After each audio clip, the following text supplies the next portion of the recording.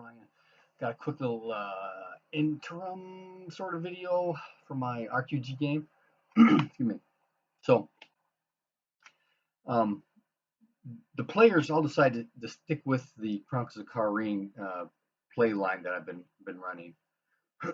But one of the players felt that his character didn't fit or wasn't interested in pursuing the game line that we're on. I didn't question him too much about that. And it came out during the character generation, excuse me, for his new PC that his Isries guy was very harmony oriented. And there's nothing wrong with that. He played with that a little bit during our game, but in chapter 2, when they were dealing with the trolls, that would have been very, very handy. That mindset, that play style would have been very, very handy to use there.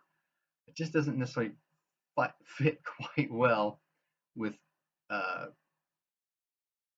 den of fanatical death cultists. It's just unfortunate that that's where they came in, or he came in. But he felt that his guy didn't fit that, but he's more than happy to roll somebody else up. So we last night rolled a new character for him. As we're going through and things are happening, I'm throwing a few house rules in as we're going along, as it becomes obvious we need to make a change.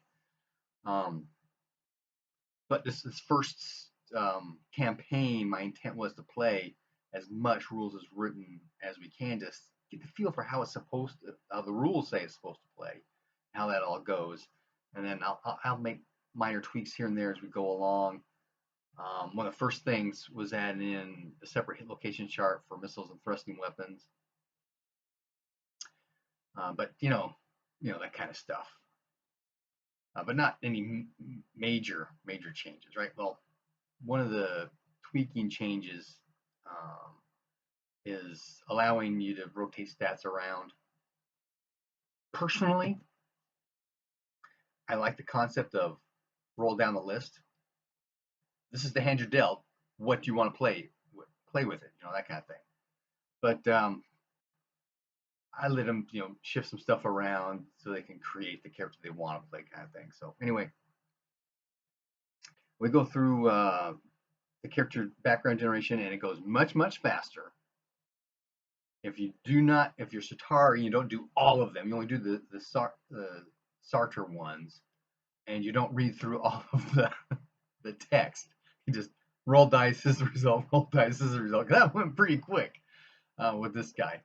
And there's a bunch of stuff that happens in practice and stuff that if you read through these homelands, it's time for these homelands, that it does speed things up. So one of his big things was he was at Whitewall. He escaped with King Broyan.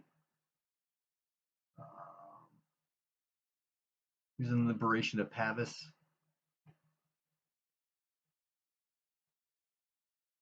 But I had a whole lot of just normal years. His grandfather never died. His father never died. So they all survived. He had a couple of, not a lot happening kind of things, but his two big things were Whitewall and Pavis. So that was good. We go through the runes, start talking about that. Do you really want to choose your runes before you know who you worship? Or you want to choose your runes and that influences who you're going to worship? There's two ways to play it. So we kind of back and forth on this a little bit, but he decided to go air and Orlanth. That's good.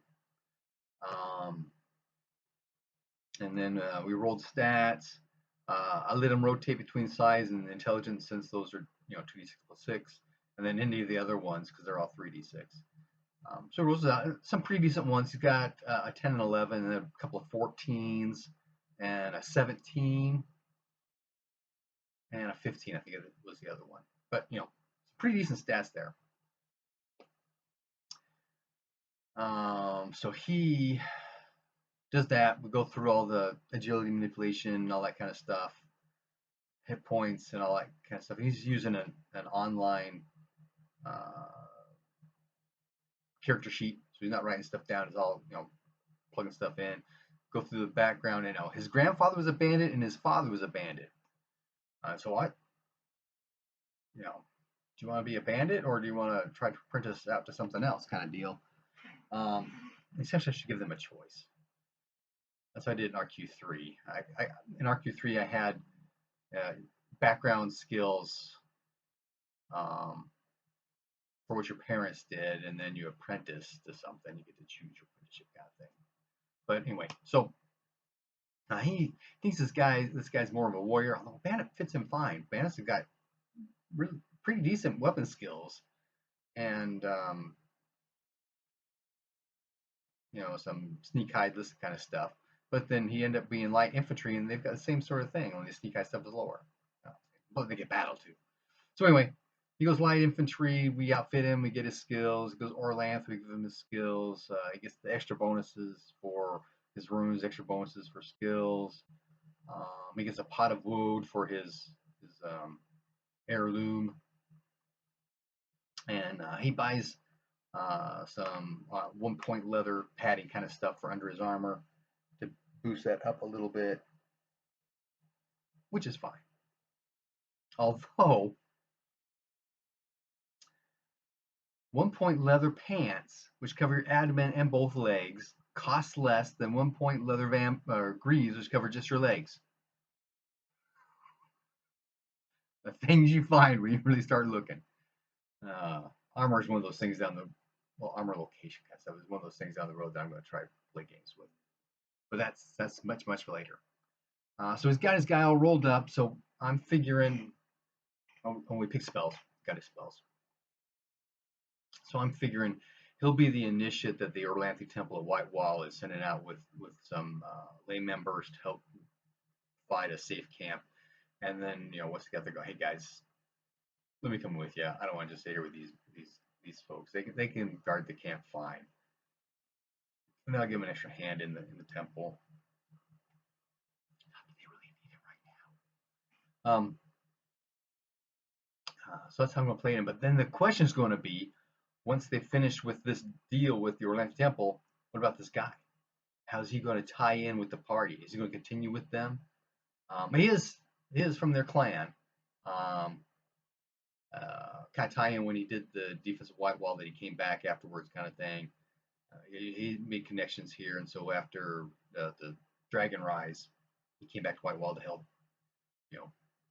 repair, build, that kind of thing, security. But after the temple cleansing, there's a couple of things they could do. I mean, there's more stuff here in this place. The brew they ran into, the dryad that showed up. There's some stuff going on here that they continue to try and dig down into to see what's going on. Or they could try to follow the line of Carreen, because she went to Karsh. Go to Karsh, find out what she was doing down there, or where, if she's still down there, or what she's doing, that kind of thing. Or they could go and do something else. Anything they want, really.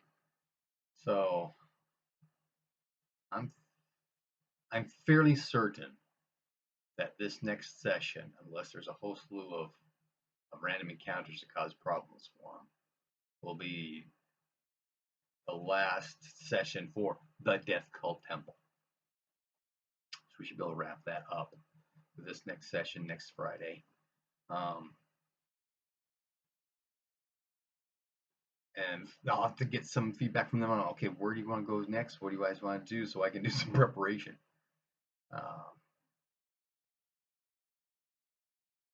Yeah, that's it.